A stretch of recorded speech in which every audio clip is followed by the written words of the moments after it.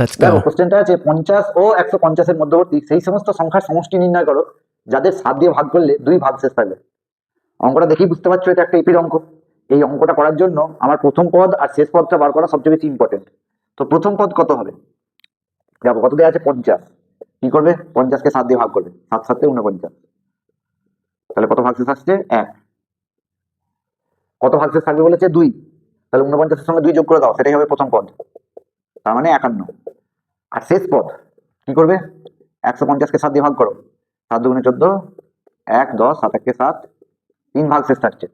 তাহলে লাস্ট পদটা কত হবে? না 150 থেকে 3 বাদ যাবে, সেটা 7 দিয়ে ভাগ যাবে, আরো কত বলেছে? 2 ভাগশেষ থাকবে, তার মানে প্লাস 2 করে দেবে, তাহলে 149। তাহলে দেখো তুমি প্রথম পদ পেয়ে গেলে, শেষ পদ পেয়ে গেলে। এবার কি জানতে হবে? নাম্বার অফ টার্মটা জানতে হবে, এনটা কত। তো সেটা কি করে বার করবো? এল ইজ ইকাল টু, আমরা জানি a plus n minus 1 into D.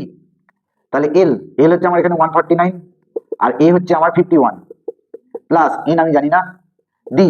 দেখো সব ক্ষেত্রে সেই ডিফারেন্সটা কত করে থাকবে? 7 করেই থাকবে, তার মানে এটা 7। তাহলে এটা হচ্ছে 8 9 98 is equal to 7 into n minus 1, তাহলে 14, তাহলে n ইজ ইকাল টু 15। তাহলে n আমি পেয়ে গেলাম 15। এবার সাম বার করতে বলেছে, তাহলে সামের ফর্মুলা হচ্ছে n/2 into a plus L. তাহলে 15/2 ইন্টু এ হচ্ছে আমার কত? 51, প্লাস এল এল হচ্ছে 149। তাহলে 15/2 ইন্টু 200, তাহলে 2 100, তাহলে 1500। এটাই হয়ে গেল আনসার। এরকম ভিডিও আরো পেতে আমার চ্যানেলটিকে সাবস্ক্রাইব করো। Thanks for watching. 3, 2,